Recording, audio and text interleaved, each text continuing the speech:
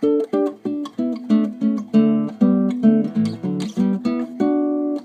morning, Ben. Good morning, Jonty. Nice to see you again. Happy Sunday to you.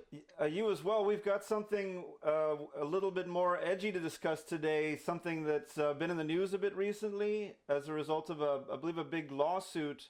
But I'm really interested to get your take. You have such a fantastic uh, conceptual kind of working knowledge of biology, of biochem processes that I'm really interested to get your take on this whole glyphosate issue, the Roundup and Roundup Ready wheat, etc. Right. Glyphosate is basically a poison. I mean, I could tell you all the mechanisms of action of glyphosate are quite fascinating, especially how it interacts with the body. I'd say fascinating in a chemistry way. From a layperson's perspective, it's just poison. It's just toxic. It kills microbes. It kills things. It's an herbicide, technically. It's the active ingredient, as they say, Roundup. And it's sold to kill weeds and to kill grasses, so to speak. And because it kills weeds and it kills grasses and it kills plants, they've got to GMO the plants so that they're so-called Roundup ready, which means that they can tolerate the Roundup. The good plants, the crops can tolerate the poison by being genetically modified. So that this is where they get the term Roundup ready. Roundup ready plants, GMO Roundup ready plants, are able to tolerate more pesticide or more herbicide.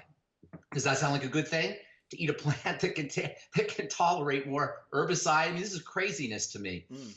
Glyphosate kills microbes by affecting how they process certain chemicals, particularly amino acids.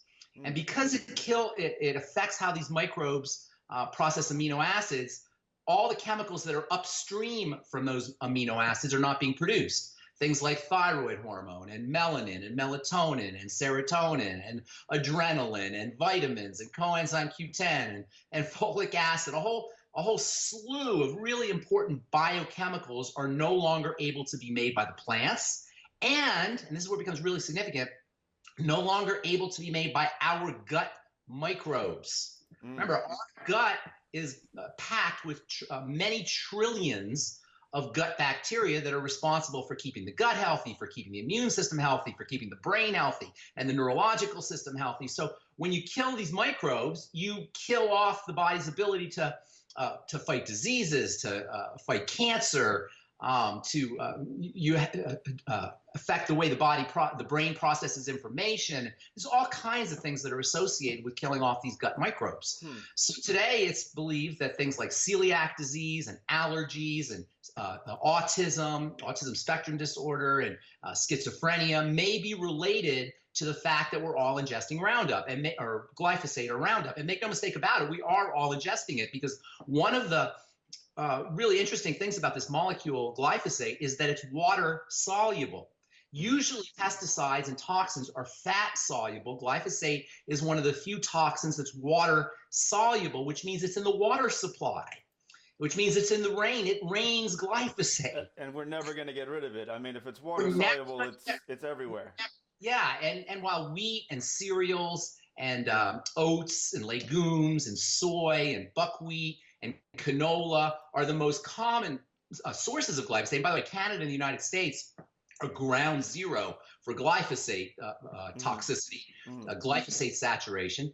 And so while wheat and cereal grains and less veggies, by the way, vegetables don't tend to have less glyphosate. But what I was going to say is, while wheat and other cereal grains tend to be very high in glyphosate, even if you're staying away from these kinds of foods, because it's water soluble, glyphosate is water soluble, it's in the soil. So it's really hard to get away from it. Nonetheless, if you do want to stay away from glyphosate, stay away from processed foods, stay away from the major grains, although rice, which is a major grain, is one of the few grains that doesn't have a lot of glyphosate in it. Also quinoa. Rice and quinoa are probably the two safest grains to eat if you want to stay away from glyphosate. But what you want to stay away from is heavily processed foods, because most of those have soy, like veggie burgers and those kinds of things. And then also vegetable oils that come from grains. You want to stay away from those. So glyphosate creates all kinds of toxicity. It causes nutrient deficiency. I'm not surprised. Just the study that just came out from the University of Washington says glyphosate raises the risk of cancer by those exposed to it by 41%. And then Monsanto came out and said that's not true. And Monsanto's position, by the way, which is now the Bayer Corporation, is that there's only trace amounts of the glyphosate on food, so it's not really a big deal. But what they don't account for is the accumulation of the glyphosate. So one of the really big problems with glyphosate is that it chelates minerals. In fact, that was its initial use, was as a mineral chelating agent. One of the minerals that it tends to chelate and prevents the body from being able to utilize is sulfur. And sulfur deficiency is very common anyway, because sulfur has been depleted out of the soils. But when you use glyphosate, you further deplete sulfur. We talked about sulfur on our last video. Sulfur is critically important for almost every system in the body, especially for the heart. Sulfur acts as electrical energy from the heart, and it turns out that there's a relationship between cholesterol accumulation and sulfur deficiency. There's also a relationship between sulfur deficiency and changes in how cholesterol is processed. So that oxidized cholesterol tends to accumulate when sulfur is deficient, and cholesterol tends to accumulate in the blood vessels and in the heart when sulfur is deficient. So glyphosate may also be related, among other things, to heart disease and to problems with oxidized or rancid cholesterol. So that's the bad news. Glyphosate is awful, awful stuff. It's a poison. The mechanisms for its poisoning the body are too numerous to elucidate, although you can concentrate it. If you want to concentrate its mechanisms, they'll be in the gut and in the gut bacteria. Although, there's a microbiome. There's bacteria on your skin. There's bacteria in your nose. There's bacteria in the respiratory system. So all the bacteria in the body are going to suffer, just like bacteria in the soil suffer, just like the plants are suffering. Glyphosate kills things. So that's the bad news. The good news is there's ways to protect yourself from glyphosate. Of course, avoiding it in the first place, if you can, or avoiding it as best as possible, given its ubiquitous nature. That's the number one thing to do. But there's nutrients that you can use. Sulfur, for example, will protect you against glyphosate, and it will also protect you against sulfur deficiency caused by glyphosate. Eating organic is a good idea. Staying away from GMO foods is probably smart if you can. Of course, probiotics, good bacteria. Just drown yourself in not just the nightly essence from longevity and probiotic supplements, but also things like sauerkraut and miso. If you can do miso that's GMO-free, made from GMO-free soy, kefir, fermented beets. I personally prefer fermented vegetables over things like kefir and miso and tempeh, because you don't have to deal with the soy and you don't have to deal with the dairy. But whatever it is, just eating a lot of fermented foods can help. Trace minerals, especially plant-derived trace minerals, can have a wonderful protective effect against glyphosate toxicity. Fulvic minerals, the plant-derived minerals that you get from longevity, can be helpful. Bentonite clay not only is a source of good minerals, but it's also a chelating agent. It can help protect you against glyphosate toxicity. Also, in the same vein, charcoal has a wonderful purifying effect. In fact, I personally take charcoal almost every day. Not every day, but I take it 4 or 5 times a week. I take charcoal capsules. But you don't want to take your charcoal with your supplements. You don't want to take your charcoal with any nutrients, because the nutrients and the supplements will adhere to the charcoal, and you may not get the benefit of those. Vitamin C, tremendously protective against all toxins, including glyphosate, and also glutathione, which we should probably talk about on a video someday.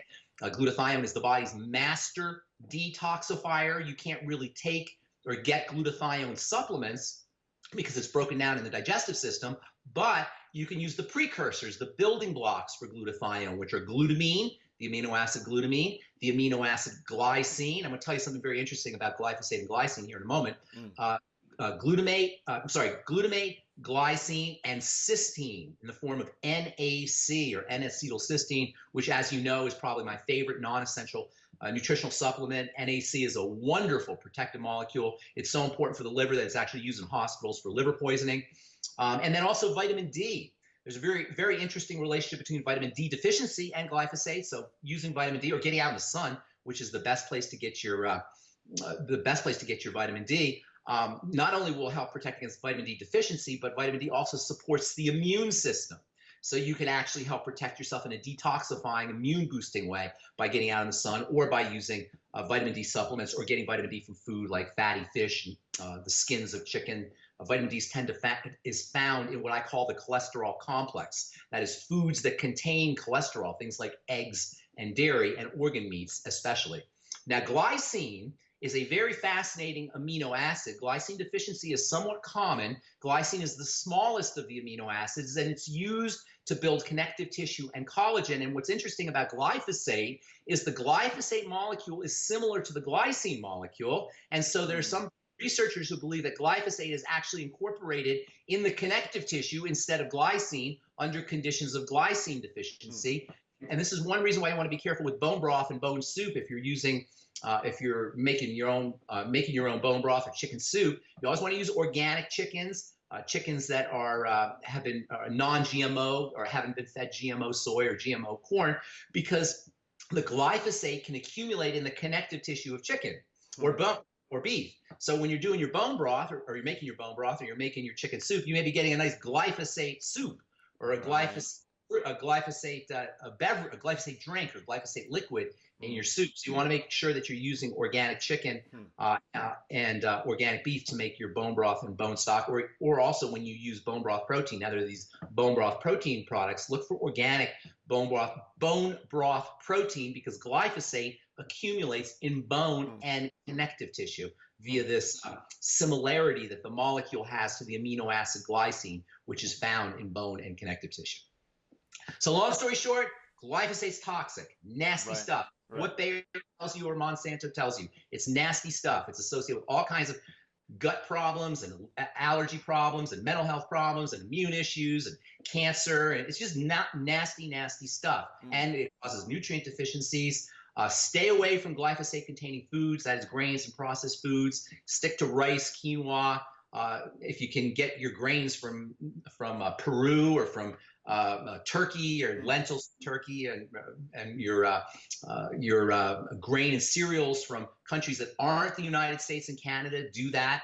As I say, United States and Canada are ground zero for glyphosate toxicity. And then use MSM and vitamin C and vitamin D and glutathione building supplements, charcoal, bentonite clay, to prevent or to minimize any toxicity that you may get from glyphosate. Well, one of the things with glyphosate use in the United States and Canada that really makes the hair stand up on the back of my neck is that farmers are licensed to a certain use of the product. But they're doing something that they aren't licensed to do, which is right at the end of the harvest season, they dump a toxic level of glyphosate on the wheat to force it to ripen, and it increases their yield. They call it desiccation. So they're actually they're pumping they're not licensed to do it, but it's an extremely common process because it improves their yield. And they've actually been there have been instances where they find that the glyphosate representative, the person selling the stuff, is actually saying, "Hey, look, guys, this is what you do. You dump a bunch of glyphosate 2 weeks before harvest time, and you massively increase your yield. You also get everything to ripen simultaneously, which obviously has benefits in terms of the industrial side of the agricultural process." So the crops get a big hit of glyphosate before they're harvested. And of course, the soils get a big hit of glyphosate before the crops are harvested, which means more glyphosate in the water supply, which means more glyphosate in the environment. And to me, as bad as glyphosate is in the food, it's the glyphosate in the environment that is the really big, significant problem. And this is why Monsanto and Bayer tell you, well, there's only a tiny little bit of glyphosate on the plants. They're not accounting for the fact that it's raining glyphosate on top of plants. That's Not only the plants, but in the fish and the animals that are eating the grass that the rain is coming on. I mean, it's just everywhere. Our environment is saturated with glyphosate. So we can, wring our hands about it and moan and groan about it, but really you got to take corrective measures. And this is why a good nutritional supplement program is so important, making sure you're getting all of your trace elements, and then probably using things like bentonite clay and charcoal, not just when you're sick or not just when you're poisoned, but on a regular basis. A teaspoon of bentonite clay is an awesome way to get minerals and to get some detoxifying properties, and then also charcoal capsules, as I said. Also be great for people to speak with their wallets and don't purchase anything that's got this product on it. We have to stop this. This company is completely out of control.